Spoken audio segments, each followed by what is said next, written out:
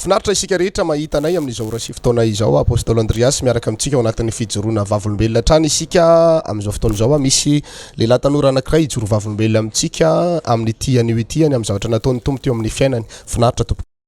Finaritra ho antsika rehetra ny tokantrano any dia finaritra anao Apostoly tafahoana amin'andray amin'izao rasy fotoana izao. Iza ny anaranao raha tsy madisy? Jean-Marc ny anarako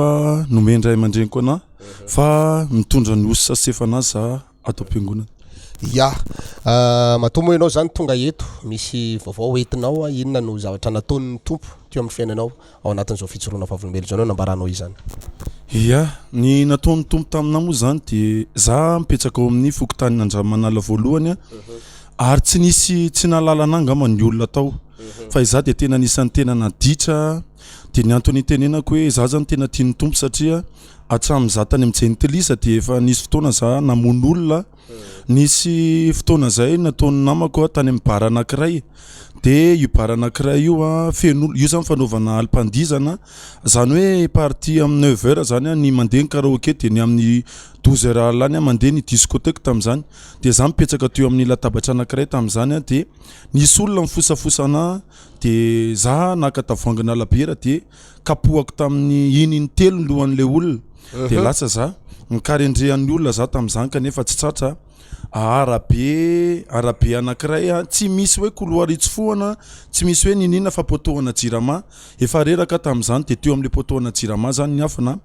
reny le olona nanendrika na tsy nahitana akory nefa ny eo akaiky io zany hoe na izao fipetsahantsika sy apôstôly zao mbola atao hoe distance lavitra fa za miankina amin'ny potohatra zao mangovitra amin'izany satria zareo io olona io moa zany mariana fa manana basy manana antitra zareo dia sady nanakarama olona ihany kory zareo nandeha nanendrika ana tamin'izany kanefa na tsy hitany tamin'izany nefa ny jirona potohana jirama mitaratra aty amina dia teo aloha zany dia efa tsy hitany zareo rehefa lasa zareo dia lasa zany andeha nody dia tao anatin'izany ihany koa za taloha rehefa miady aman'olona dia tsy maintsy manatoran'olona foana ary anisan'ny dia tena fafinaretana ho anahy mihitsy no ny mamon'olona mandatsaka rahan'olona tao anatin'izany. Zay zany anisan'ny tena namatotra anao zay famonon'olona. Famonona olona ny tena namatitra anahy ary tena fafinaretana ho anahy mihitsy za mahita rahan'olona latsaka izany avy eo za mandefa hirahira ho hatrany hoe iny fa resiko iny fa latsaka ihany rahany iny ohatrany hoe tena faly be zany rehefa mifavomamono olona ao anatin'izany. Nanahoana ny nahafahanao tao anatin'izay na tonga anao hoe mivavaka zao zany ianao efa mivavaka inona ny tena hoe natonga anao nivavaka niala tao anatin'izany rehetra zany? Anisan'ny tena mahatonga sainana hatramin'izao ary mampametsa-panotaninana hoe ahoana loatra Andriamanitra iza loatra no nanafaka ana tamin'izany satria be dia be ihany karazana fiangonana izay efa nidirako dia hoe tena mametsa-panontaniana mihitsy hoe fa ahoana loatra hatramin'izao ary apôstôly dia mametsa-panontaniana za hoe za le ditrako taloha reny ve dia lasa ohatr'izao plasy misy anahy lasa mpanompon'Andriamanitra za dia maro zany fiangonana efa nidirako fa hafa ihany vao niditra tao amin'ny fiangonana kristiana miara-mivavaka za dia nisy toriteny nataony mpaminany ny azabata zay tany Moramanga dia mikasika ny tantaram-piainako mihitsy ilay izy dia tonga nyherina ihany koa ny zabata dia tantaram-piainako mihitsy ilay izy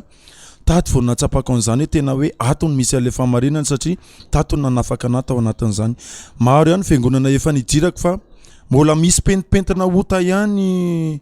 nataoko fa rehefa niditra tao amin'ny kristiana miara-mivavaka za dia tsapako hoe tena afaka tanteraka ao anatin'izany. Tena afaka tanteraka ianao zany amin'izao rasy fotoana izao? Tena afaka tanteraka satria za taloha tena nisan'ny manana lolo-po amin'ny olona zay miady aminahy fa amin'izao za rehefa mifanaina amin'ireo olona miady aminahy ireo olona vonoko ireo olona mifamaly aminareo dia sarikarika mandraindrareo ohatra hoe tena hoe manakaiky bebe kokoa amin'ny fanahy masina zany za amin'izao rasy fotoana izao. Inona ny afatra apitainao an'ny mpiaino antsika mijery antsika amin'izao rasy fotoana izao be dia be mety miaina ohatr' zany ny zanany na izy mihitsy ao anatin'izany rehetrarehetra izany mino zany fa tsy mahafantatra an'izany hoe Jean-Marc zany raha eny amin'ny faritra n'iny Andriamanala sy ny Manarintsoa sy ny manodidina iny fa efa novain'ny tompo izy ankehitriny. Inona ny afatra apitainao an'ny namanao sy ny olona mahafantatra anao na ny tsy mahafantatra ihany koa anatin'izany? Ho an'ny olona mahafantatra anahy aloha dia efa hitanareo reny ditsa sy adalàna nataoko reny tsy misy miafina satria naiza zany toerana nanovako ditsa sy adalàna dia misy maro amintsika namako eo ny Andriamanala eny miaraka amina foana fa tongava amin'izay mivavaka efa ampy zay dia ndao tsika hiaraka nompon'Andriamanitra amin'izay tato amin'ity kristiana miarany vavaka ity ny tena nanafahany tompo ana eny mety laza ratsy noeninao tamin'ity fiangonana ity fa vavampana ratsy zany fa tsy vavan'Andriamanitra fa noho izany mitongava fa miandry anao Jesosy ato amin'ny kristiana miarany vavaka zany tena natsapako hoe tena nanafahany tompo ana ka noho izany raha tonga tokoa anao dia mino fa tsy zarery nafahany Jesosy Kristy tompo fa na ianao ihany koa rehefa manao dingana dia afahany ihany koa mankasitraka fiainanao dia tahin'Andriamanitra manokana ianao tahin'Andriamanitra tahin' Jesosy daholo tompoko